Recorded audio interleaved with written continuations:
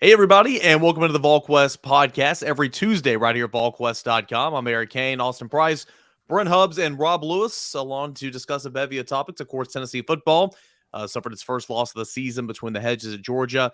Playoff hopes still very much alive as Tennessee looks to rebound against Missouri and the final three games of the regular season. And you're catching all this at Volquest.com. Always $1 for 1 year, right now for the time being, I should say. And if you're watching this on YouTube, please like this video. And if you haven't subscribed already, please subscribe to the Volquest channel on YouTube. So, Brent, Tennessee does suffer its first loss of the season to Georgia. Obviously, there were some things went wrong, but I think the big takeaway, even while we were watching the football game, when we went back and rewatched it, hearing from Josh Heupel and players on Monday, a lot of self-inflicted wounds that Tennessee needs to correct to give themselves a chance against good football teams like Georgia. Yeah, no doubt. And, I don't want to take anything away from Georgia. Georgia's a better football team than I thought that they were. Offensive line's good. Their defensive front's good. I thought they were extremely sound in the secondary, better than in the secondary with those young guys than I thought. Just impressed with Starks, impressed with Smile Monday in the way that they played. But Tennessee could have put themselves in a situation to make that a potential one-score game at the half if they hadn't shot themselves in the foot with some of the dumb mistakes that they made. But plenty to work on for Tennessee, a learning experience for Tennessee, a painful one because of what the stage was and what opportunity presented itself there, but something that Tennessee has to learn from, and they better learn from moving forward.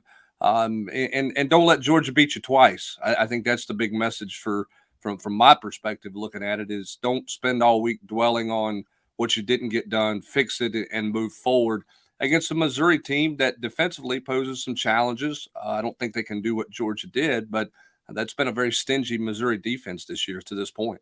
Stingy to this point. They've not played the offenses, like Tennessee. But you're right. I mean, you put them away early last year. You've got to do that this year. You've got to come out, play your best football. Eric said it in the 2-minute drill on Monday. Come out, get a 14 or 21 spot in the first quarter and kind of get some momentum going because that's what you want. I think Tennessee left points on the board against Kentucky. They obviously did not play very well against Georgia.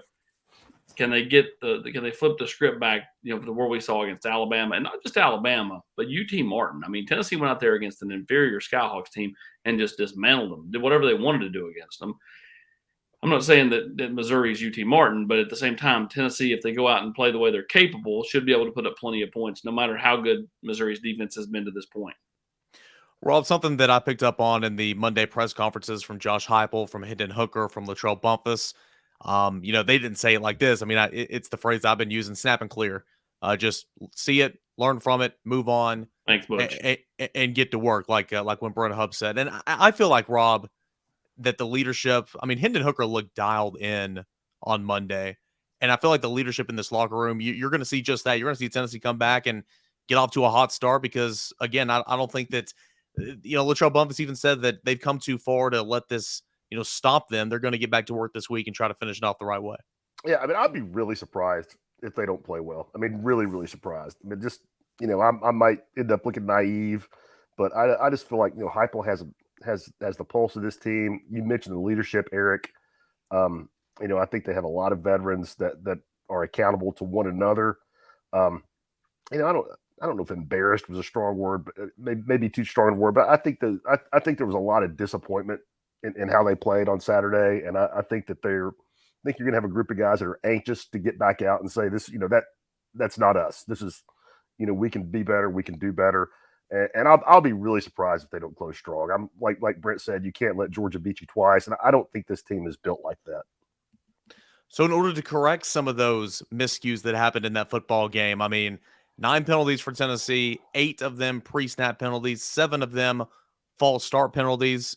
Brent Hendon Hooker said on Monday, no, he tried to, he was like, no, the crowd didn't have anything to do with it. You should be going off the movement of the ball, not on what I'm saying, regardless of what it is. Tennessee's got to fix those pre-snap penalties. This would hinder them at the beginning of last year. That's something that doesn't need to hinder them in week 10 of year number 2. Well, no, when you're at home, it shouldn't be a factor this week at all. Part of that is mental focus. I disagree with Hendon a little bit. I think the noise did have a factor. I know you're supposed to watch the ball, but it was loud down there.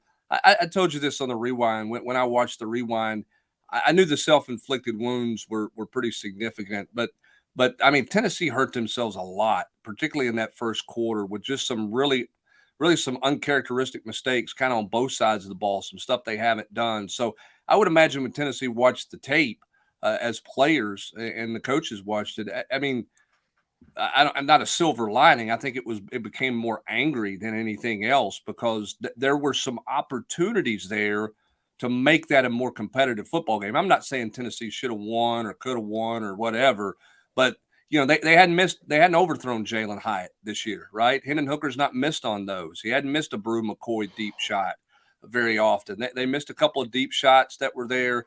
And then obviously they harmed themselves with dumb penalties that knocked them out of rhythm. So I think if you're a player and you've got, something about you, which I think this team did, I think you probably got pretty angry watching the tape because I don't think you looked at that tape and went, wow, we were so outclassed. We had no business being on the field.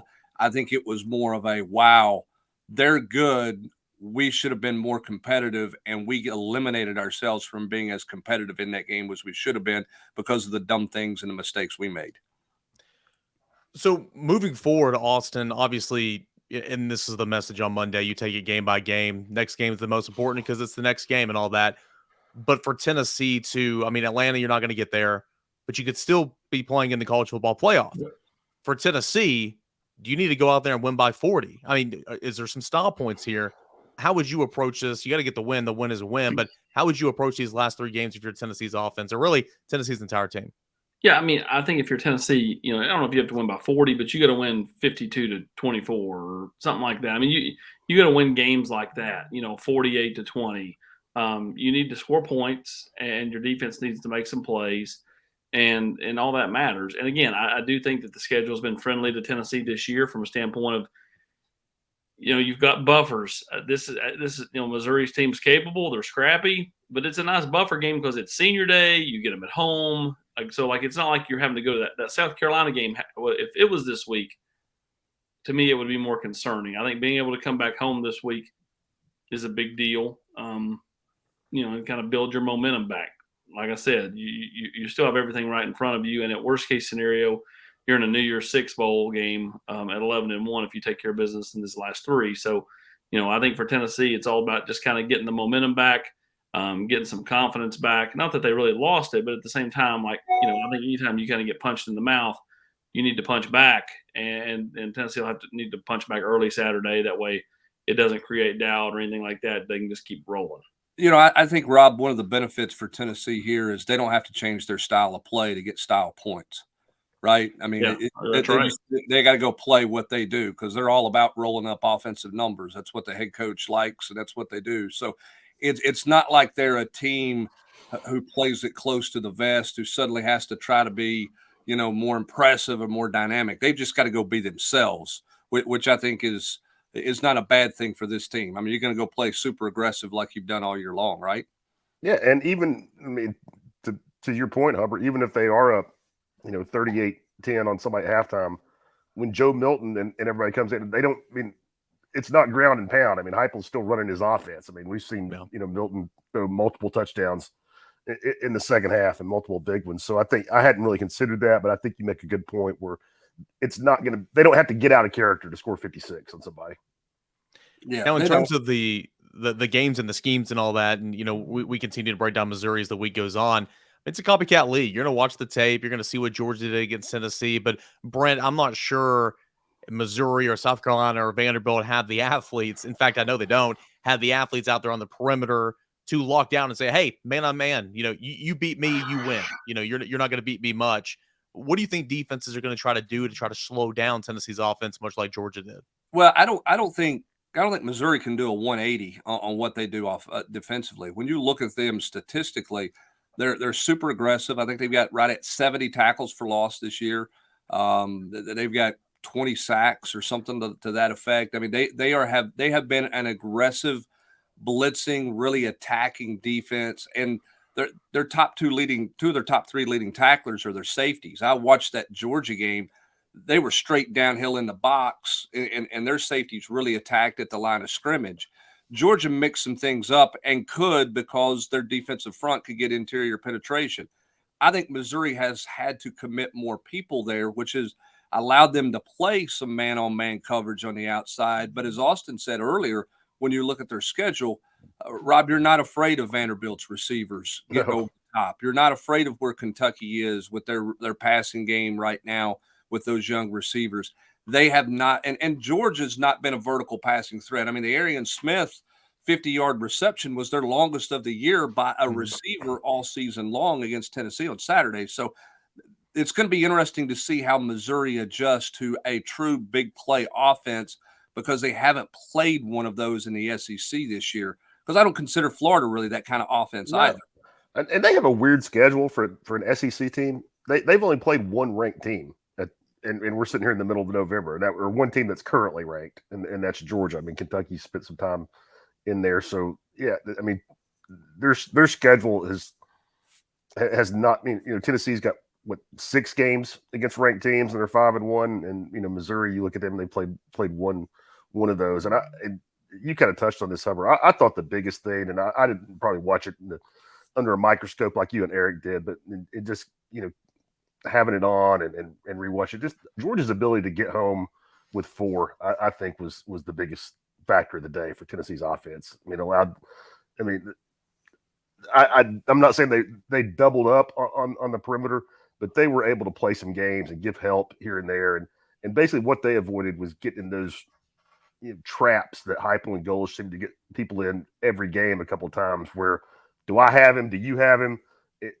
Instead they had good enough athletes to man up out there and, maybe have, safety help here or there, safety help in the middle. But the ability to change the line of scrimmage and get into Hooker's face with 4 dudes, I thought was the biggest difference in the game. And to me, it was the inside pressure, Eric, when you rewatched it. I mean, their ends did a good job of not letting Hooker get really outside the pocket unless he bellied out really deep. I'm talking 8, 9, 10 yards behind the line of scrimmage to get to the perimeter. They did a good job kind of building a little bit of a wall there, but it was their inside pressure that really disrupted things and didn't give Hooker the cleanest of pockets, and they didn't let him have that kind of up the alley squirt out deal that you've seen them have some, and I think that was return of big boy in the middle who forced 2 fumbles, who's a really good player, and then I'm curious to see if Tennessee runs Hendon Hooker a little bit more this week by design to try to open some things up a little bit. They did not do that. I don't think they felt like that was probably the smartest thing with the way Georgia played physically. But I think when you look at the games where Tennessee has won and maybe where the offense has had some moments of sputter, it's been Hooker's legs that's got him going. And they didn't play that game on Saturday against Georgia. Were you surprised by that? A little bit. I thought they had the one design run on 4th down, which was a nice play call. But I thought they might run a little bit more just to try to free things up a little bit. And he kept it once on his own read and had a nice little first down run. I don't know if that was on 3rd down or not, but I mean, again, that probably wasn't a called keep. That was probably just a read, but there wasn't a lot of design runs there for Hendon. Yeah, and I was a little surprised when Georgia opened up and the 2 safety high look to open the game that Tennessee threw it, I think, 7 straight plays. And they were effective. They got a first down on their first 2 plays across the middle. They were patient and ran some nice stuff there, and then they got derailed by penalties. But I was a little surprised that they didn't come out. I don't want to say establish the run, but at least didn't show run when they got that split safety look with those safeties further back from the line of scrimmage. But maybe they just didn't feel like they could run the football that effectively, or they felt like they had some stuff they could attack with in the 2 safety look to maybe try to get Georgia out of it. But they just couldn't stay in rhythm because of the penalties. I mean, that you go back and look, those first 2 plays. I mean, they got 12 yards really quick. It looked like they got the turnover. Like, hey, Tennessee's going to take early control here. Get a big 7 spot still a possession. And, man, those 2 penalties just totally derailed that drive in a big-time way. And, Brent, the timely penalties as well. You look at that first drive, Mincy, false start, first down, starting behind the sticks.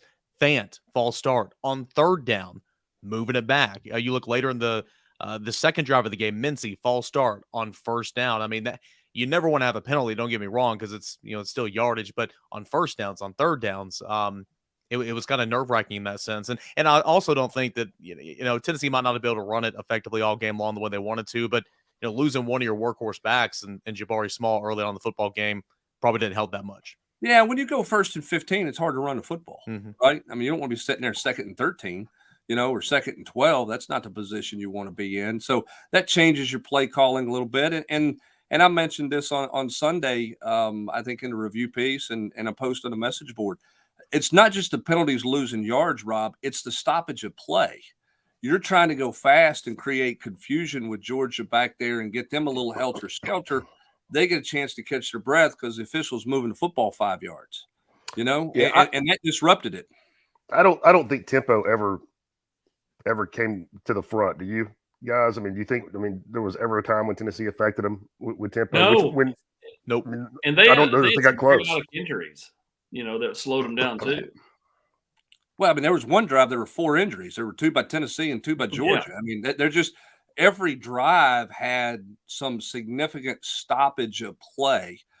You had the one, I guess, was that the opening drive maybe, or it was Tennessee's second drive where they dropped a flag for pass interference and then First ruled drive. it wasn't pass interference. You just made a 6-yard gain, and all of a sudden you're going back to the line to get ready, and there's a flag that's not a flag. That didn't cost you any yards, but it allowed Georgia to sub. It allowed Georgia to communicate with their coaches to make a change where you're trying to go fast. And part of that speed builds confusion. And it just, as Rob, you said, it never affected Georgia because there was never a stretch where you were like, boy, Tennessee's going warp speed for 6 snaps, right? It just never had that building effect on it that's been so disruptive against other teams this year. Well, the other thing too, and Chris Lowe brought this point up on the Nation Sunday night was, Georgia's crowd was so loud throughout, and that's because you go back to the Florida game, Florida scored on Tennessee. You go back to the Alabama game, Alabama was scoring on Tennessee, which would take the crowd out of it for pockets, right, till Tennessee's next big play. Georgia's crowd never, was out of it because Tennessee never did anything to take them out of it. I mean, offensively, when you don't score your first touchdown till 4 minutes to go in the game, and at that point it's kind of cosmetic.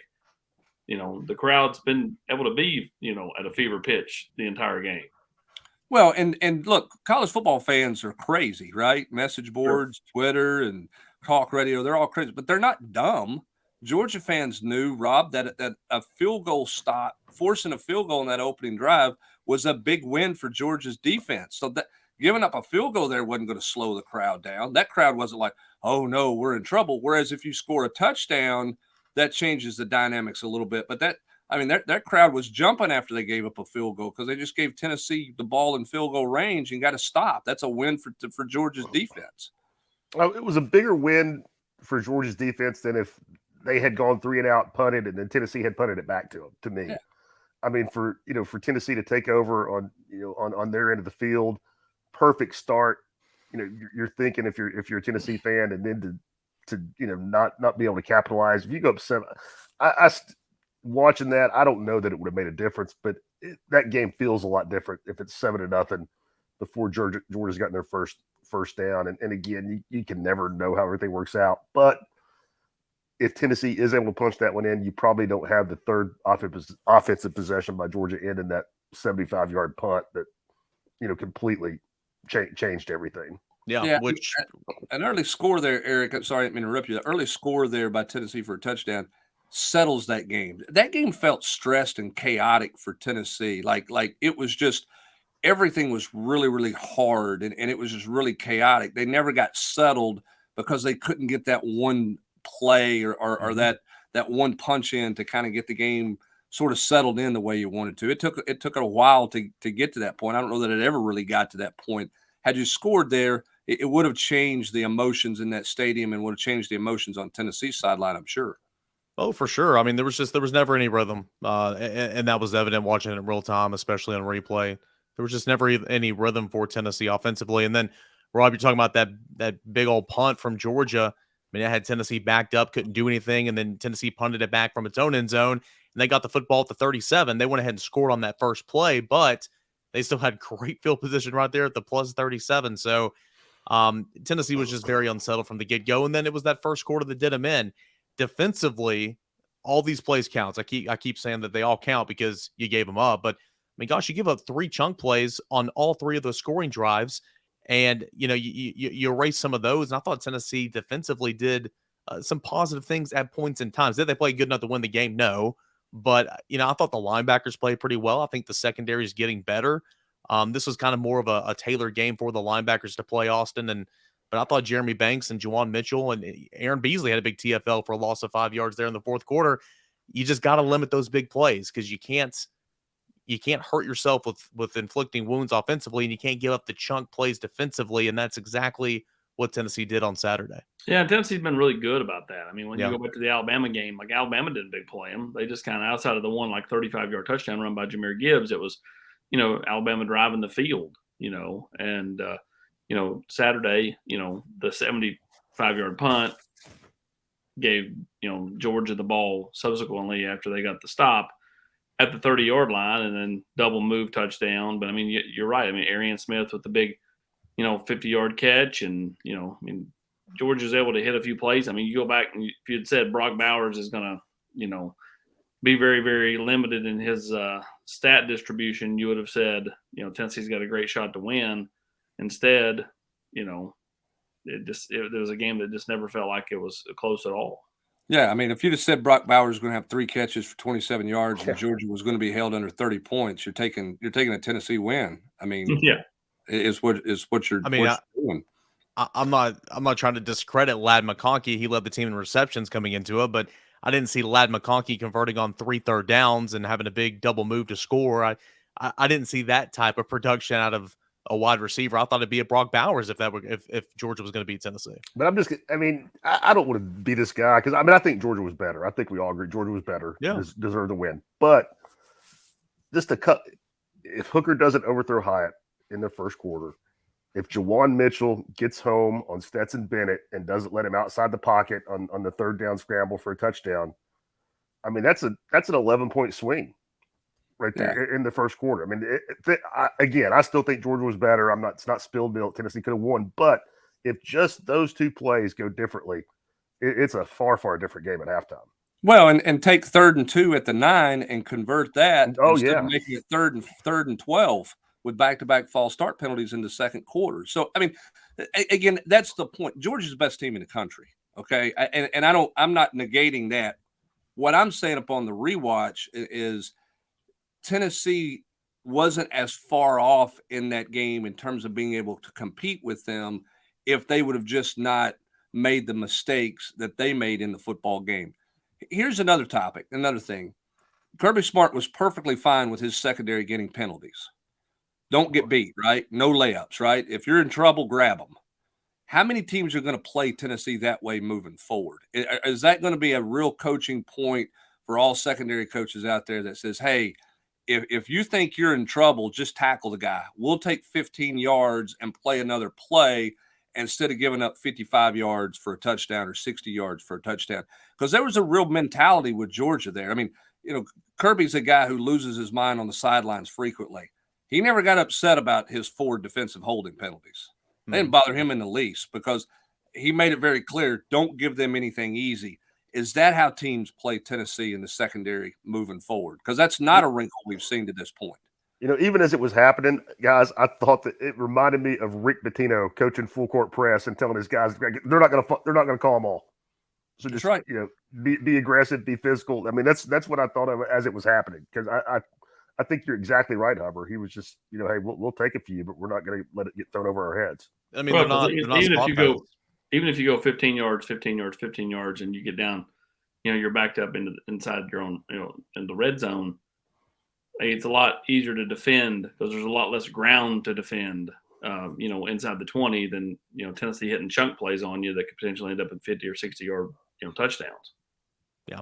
And up to this point, I mean, Jalen Hyatt's just been running by those guys, kind of like, McIntyre's ran right by Jalen McCullough on that wheel route, one of those big explosive plays on the scoring drive. So what Jalen McCullough's been doing, that's what Jalen Hyatt's been doing the majority of the time this year. Just wasn't able to do that against Georgia. But still with that too, it's not a spot foul. In the NFL, you can't do that, but in college and high school, you can definitely do that if you need to. Here's a question for all you guys. The second round of the college football playoff rankings will be released tonight. Tennessee was number 1 last week, obviously going to drop. But Austin, is Tennessee going to be 4, 5, 6? Where does Tennessee come in tonight, in your opinion? I'm going to go 4. Everybody's kind of because of the polls having them at 5. Everybody thinks that TCU is going to make this jump, but I mean, a lot of people have said it, and it's a valid point. I mean, if TCU's resume wasn't as good as Alabama's last week, how is it better than Tennessee's this week? And so, if you jump them that high, then you're just moving chess pieces around to move chess pieces around, and there's no kind of validity to it, in my opinion. Again, if you felt that strongly about TCU last week, it makes sense, but you didn't. They didn't blow the doors off Texas Tech on Saturday. Team. Yeah, here's my thing about this. I'm going to go ahead, Rob. I think you and I are going to the same place. You go right ahead, bud. Tennessee's not Alabama, is what I was going to say. In the eyes of voters, they don't. No, have I get cachet. That's what I think. I think people will not have a problem putting TCU up in front of Tennessee, whereas dropping Bama would give some voters pause who have had them in their top 2 or 3 for the last 10 years. Well, and here's the other thing too. How many weeks do we do this? What, 4, 5 weeks before you ever get to whoever the final 4 are? I mean, they like moving people around. How much of this is for some drama, right? How much of this is for some attention? If you just leave it, if you don't move anybody around, how many people are interested in it? And you've got an opportunity this week to move people around because of everything that happened on Saturday. Tennessee losing, Clemson losing, Alabama losing, TCU's got the opportunity this week. They're the national spotlight this week, right? Where's game day going? Who releases the playoff standings, right? So are we building a little hype? Are we building a little drama here? The conspiracy theorist in me says Tennessee is 5 with TCU 4 in this week's playoffs, and then if TCU losing would eliminate themselves from that. That would just be my initial guess, because I do think there's a little built-in drama in this, because the bottom line is the best 4 teams at the end of the year, not necessarily the best 4 teams in week 2 of the playoff releasings. Yep, made for TV. I was dead set on the ride home the other night. Tennessee was going to be 4th. I've come off that. I think Tennessee will be 5th tonight, but I think Tennessee should be 4th. But many of the reasons you just pointed out there, Brent, made for TV. There's still 3 more weeks. Tennessee's going to win these next 3 games. They should win these next 3 games pretty handily. Tennessee's not going anywhere. So you can give TCU its due, which has a nice little resume, with a potential loss coming up this weekend to Texas. So I think Tennessee should be 4th. I think Tennessee's one of the top 4 teams in the country, but I won't be shocked whatsoever, Austin, if Tennessee is 5th coming out there tonight. No, I won't be shocked. I'm just saying, that's just. Well, if I were voting, and you're going to vote the 4 best teams right now this week, Tennessee would be in my top 4. Yep. And I think that's what you're saying, Austin, right? Is if you had a vote, Tennessee would be in the top 4 of your vote, with Michigan, Ohio State, and Georgia. No, I just think a lot of people have pegged Tennessee to move down to that 5 spot. And, a lot of times the committee will do things that, is a surprise. Last week, Clemson being in the top 4 was a surprise, and Michigan not being. So you'll see Michigan move up, and, where's Oregon at, in this thing? Where are they at? I'm not saying they're going to be ahead of Tennessee or whatever, but just kind of where are they slotted at, numbers wise? Are they 6? Or are they, where are they at? So we'll have to see with the second round of the college football playoff rankings coming out tonight. They'll be doing them every single Tuesday night. I believe it's at 7:00 on the network, and they'll take it. They'll do the last one after conference championship game, and we'll have to see. It's still very much in play here, Tennessee, for the college football playoffs, no doubt about that. As Tennessee continues to finish off the regular season, 3 games starting Saturday at noon against Missouri. Austin, a last chance for Tennessee to have some recruits on campus. It'll be senior day. What's kind of the plan, and what's Tennessee's envision for recruiting this weekend? Well, you've seen Dejon Lafitte, the Southern Cal commit, who Tennessee was starting to recruit and had offered. He's just from right outside Chino, right outside of Anaheim. He's coming in for the game on Saturday, so it'll be a chance to impress him. Khalifa Keith is supposed to be here this weekend as well.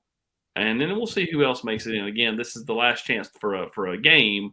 But obviously Tennessee will have a few official visitors in the month of December. And Keith will come in. This will not be an official visit. This will be an unofficial visit. But I still continue to get the vibe like, this thing is coming to a resolution sooner rather than later. I think before the calendar turns to December, he's doing something, one way or the other. Hey, AP, what's the story on the kid from Chino? I mean, what's he do? What's Tennessee like about him? I know that was a surprise commit when he jumped in on that Southern Cal offer as fast as he did. So what's kind of the backstory on that kid for those people who hadn't followed him very closely? Yeah, I was going to go see him, but it allowed me to, hang around and ride the teacups a few more times at Disneyland. Long, it's kind of, burst onto the scene with some really good tape this fall. And, again, Southern Cal offered, Tennessee offered. I mean, he's a Southern Cal kid, but he's coming out here to take a visit. So that's interesting to me. Doesn't mean he'll come, but at the same time, I thought for sure once the, Southern Cal commitment, happened, there's no way you're going to get that kid, locked in. Again, Rodney Garner's done a nice job with him. The defensive lineman, Tennessee wants to add D lineman in this class. David Hobbs, obviously coming off the official visit to Georgia. I think Alabama has been replaced by Georgia as Tennessee's biggest competition coming out of the weekend. I still feel like Tennessee is in a solid spot here, but clearly Hobbs enjoyed his time in Athens. I just think the top two now is different than a week ago. Instead of Tennessee, Alabama, I think it's Tennessee, Georgia. 2023 offensive lineman Vyson Lang going to come off the board later today. Tennessee still in a good spot? Yes, trending. Hashtag trending.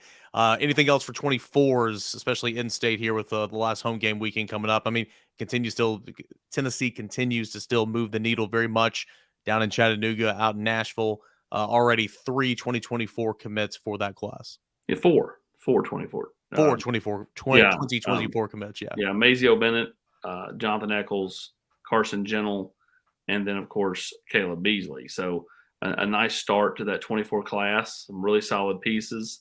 And, Tennessee wants to continue to have that upward mark and an upward momentum with that 24 class. And I think that's where you're seeing the success this year, pay the most dividends. Tennessee will get back onto the gridiron this Saturday. It'll be senior day. Hendon Hooker will be honored. Cedric Tillman will be honored. A bunch of others will be honored as well. And but most importantly, Tennessee trying to get back into the win column following its first loss of the season to Georgia. Still, Tennessee is 8-1 on the season, 4-1 in SEC play, ranked number 5 in the AP and in the coaches poll. And we'll see where Tennessee is pegged in the second round of the college football playoff rankings coming out later tonight.